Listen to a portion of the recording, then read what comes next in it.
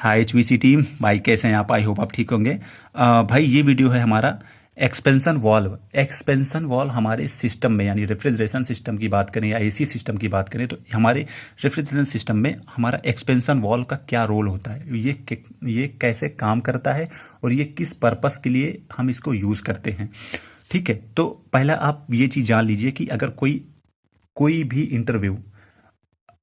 Interview आप गए, वहाँ से आपको ये चीज़ क्वेश्चन हुआ कि what work the expansion valve in your system, आपके सिस्टम में एक्सपेंशन वाल्व का क्या काम होता है, वो क्यों लगाया जाता है, तो पहला जवाब आपका ये होना चाहिए कि सर वो गैस के फ्लो को कंट्रोल करता है, फर्स्ट वर्क। ठीक है, और दूसरा ये है कि रिक्वायर्ड के हिसाब से, ये हमारा एवापोरेटर है, तो एवापोरेटर में जो रिक्वायर्ड है उस हिसाब से ये जो एक्सपेंशन वाल्व गैस को आगे जाने देगा, यानी रिक्वायर्ड के हिसाब से गैस को आगे भेजना पहला, और कंट्रोल ऑफ फ्लो यानी कंट्रोल करेगा हमारे फ्लो को। ठीक है, अब बात करेंगे, देखिए एक्सपेंशन वाल्व समझना इजी हो जाएगा तब जब, जैसे आप लोगों ने, अगर कुछ भाई होंगे जो एचयू को जानते हैं, एचयू के अंदर जो एक्चुएटर लगाया जाता है, ठीक है, तो एक्चुएटर का काम जो है ना, सेम एक्सपेंशन वाल्व, ये हमारे पास एक्सपेंशन वाल्व है, प्रैक्टिकल भी अभी हम आपको इसका इंटरनली पार्ट भी दिखाएंगे कैसे ये गैस को आगे जाने देता है। ठीक है, तो आप समझ लीजिए यहाँ पे कि जैसा एक्चुएटर काम करता है वैसा सेम टू सेम यही काम करता है। ठीक है, कंट्रोल करना फ्लो को। अब यहाँ पे बात करेंगे हम, अब यहाँ पे बात करें कि इसके टाइप, अगर कोई टाइप भी पूछे तब भी आप बताएं। पहला होता है हमारा थर्मोस्टेटिक टाइप, जिसको हम थर्मल एक्सपेंशन वाल्व बोलते हैं। दूसरा है हमारा ऑटोमेटिक एक्सपेंशन वाल्व। तीसरा है हमारा इलेक्ट्रॉनिक एक्सपेंशन वाल्व, जो कि VRV या VRF में मैक्सिमम यूज़ किया जाता है। और चौथा है हमारा फ्लोट टाइप एक्सपेंशन वाल्व। पांचवा है हमारा पायलट एक एक्सपेंशन वाल्व होता है, पायलट टाइप एक्सपेंशन वाल्व। और जब बात करेंगे हमारे बड़े बड़े चिल्लर में, जैसे 500 TR, 800 TR, 1000 TR water cool chiller में, उसमें एक्सपेंशन वाल्व की जगह केवल ऑरिफिस यूज किया जाता है।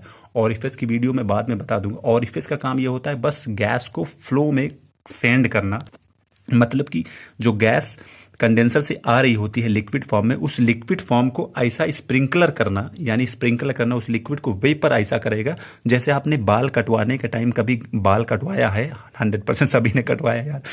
तो बाल जब कटवाएंगे ना, तो जो नाई होता है ना, वो जो ऐसा बाल आपके बाल में पानी मारता है ना, उसके पास एक नोजलिंग वो होती है बोतल, तो सेम वो जब बोतल से स्प्रे करता है ना, तो सेम वर्क एक्सपेंशन वाल्व वैसे ही सेम करता है कि वो जो फ्लो मारता है ना, तो पानी तो लिक्विड रहता है उसके अंदर, लेकिन वो जब ऐसा करके वो जो प्रेस करता है ना आपके बालों पे, तो क्या रहता है, ठंडक भी बहुत होती है, और क्या लगता है कि वो पानी जो है ना, वो जो वेपर की तरह बाहर निकलता है, यानी नोजल होता है।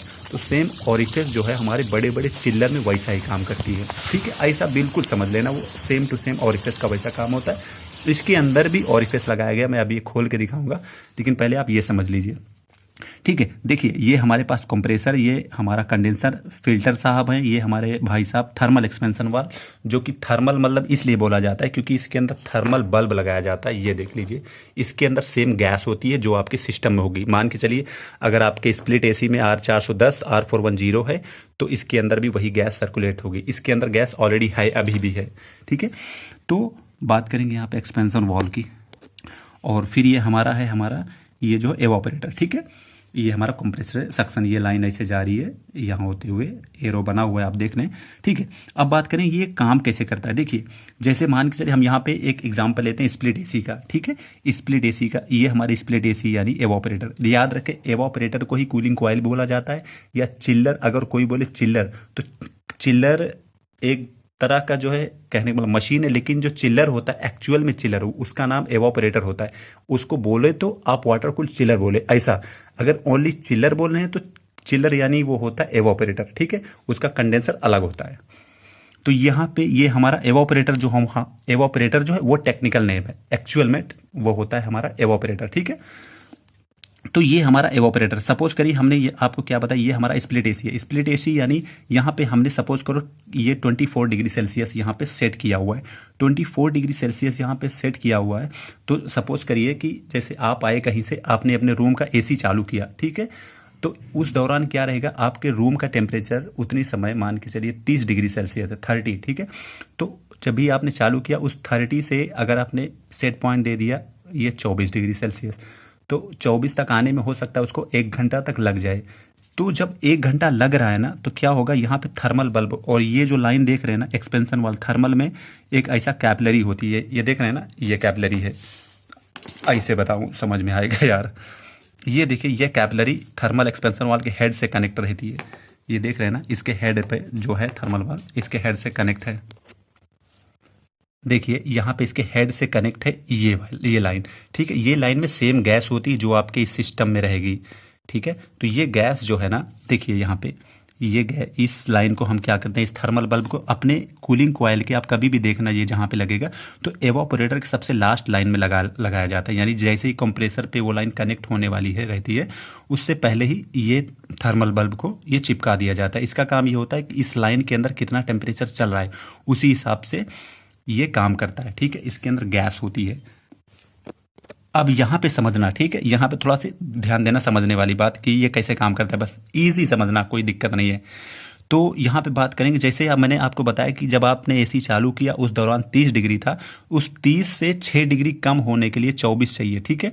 तो जब तक वो 24 नहीं आ जाएगा तो इस लाइन का क्या रहेगा, इसका टेम्परेचर जो है ज़्यादा रहेगा, क्योंकि रूम का टेम्परेचर, रूम में आपकी हीटिंग है ना, वो हीटिंग खींच रहा है। हीटिंग जब तक खींचता रहेगा जब तक कि आपका 24 ना आ जाए। 24 आने के बाद क्या होगा कि इसका फ्लो धीरे धीरे कम हो जाएगा। जैसे एक्चुएटर में पानी का प्रेशर आ जाने के बाद जो आपका सेट पॉइंट रहता है, वो सेट पॉइंट पाने के बाद उसका फ्लो भी कम हो जाता है। तो सेम इसी तरह गैस का फ्लो कम हो जाता है। तो लेकिन जब तक 24 नहीं आता, ये जो है इस लाइन में हीटिंग रहेगी ना, तो इस हीटिंग की वजह से ये गैस जो है ना, ये गैस इसके अंदर जो हमारा थर्मल बल्ब है ना, ये जो बॉयल हो जाएगी हाई प्रेशर में एकदम। तो ये जो है ये कमांड देगी इसको, यहाँ पे आके इस कैपलरी के अंदर पूरा जो सर्कुलेशन हो के आती है, यहाँ से आएगी सड़सड़ा के यहाँ पे, ठीक है, ऊपर की तरफ जब आएगी ना, तो यहाँ देखिए इसके अंदर यह, मैं इसको निकालता हूँ पहले, देखिए इसको पहले आप इस तरह समझ लीजिए। गैस जब इनलेट होगी, यहाँ से इन होगी, यहाँ से आउट होके जाएगी हमारी एवापोरेटर।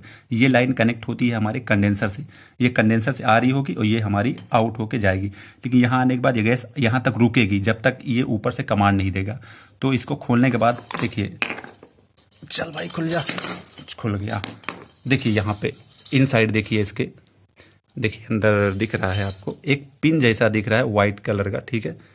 देखिए वहाँ पे एक चमकती हुई चीज़ है, देखिए ऐसा, ठीक है। वो उस चीज़ को प्रेस करता है ना, उस चीज़ को जब प्रेस करेगा तो ये नीडल है, ये नीडल इस पे ये जो है ना दबेगी ऐसा। ये बहुत टाइट है यार, ये ऐसा दबता नहीं है, इसको गैस का प्रेशर ही चाहिए इतना। तो ये जब ऐसा जो है इधर की तरफ पुश करेगा ना, तो देखिए ये बाहर आएगा, ये बाहर आएगा।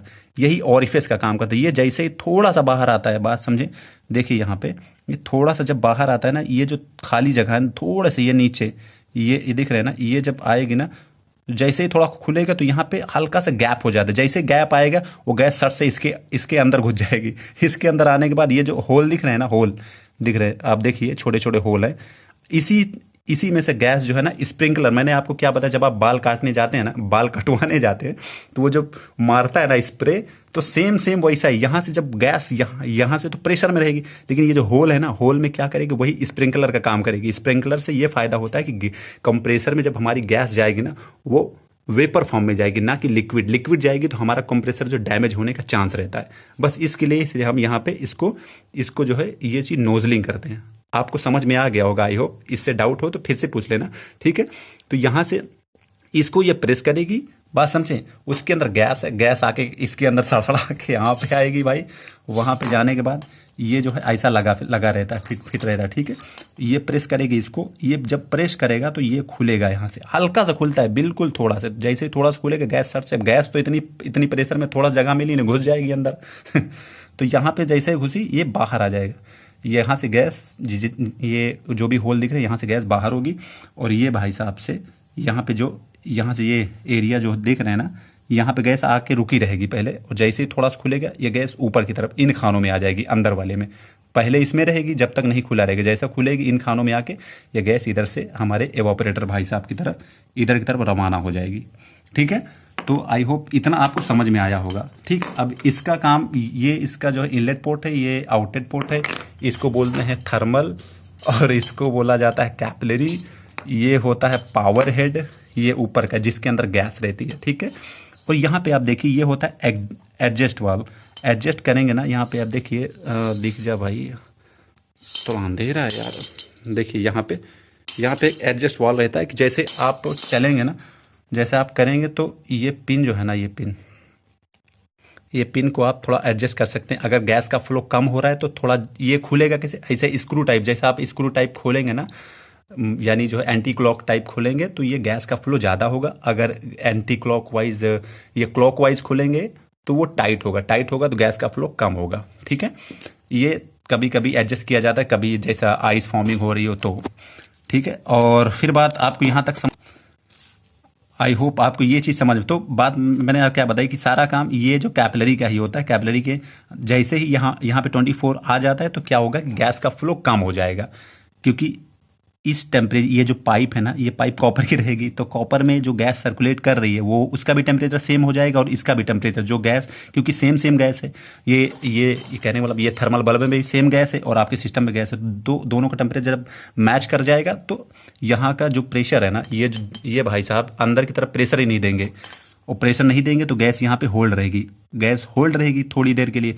लेकिन जैसे ही 24 से 25 हुआ ये रूम का टेम्परेचर, फिर से ये गर्मी, ये थर्मल बल्ब को यहाँ पे जो गर्मी मिलने लगेगी, जैसे गर्मी मिली ये फिर से वापस से उसको जो प्रेस करेगा, यहाँ आके इस नीडल को भाई साहब ये इनको प्रेस करेगा, सॉरी उल्टा पकड़ लिए, ये इनको प्रेस करेगा, ये फिर से ओपन होंगे, ये अंदर जाएगी गैस और यहाँ से इन होल से गैस जो है हमारे कंडेंसर, ये जो आउटलाइन है ये ऐसे रहेंगे, नीचे से इन होगा ऊपर से आउट, ये हमारे खट से जो है ये इनका पार्ट है। ठीक है, अगर हम इसको ऐसे रखें तो ऐसे समझ सकते हैं आप, इधर से गैस गई, ये लाइन ऐसा, ये हमारे एवापोरेटर में आ जाएगी। ठीक है, आई होप आपको ये चीज़ समझ में आया हो।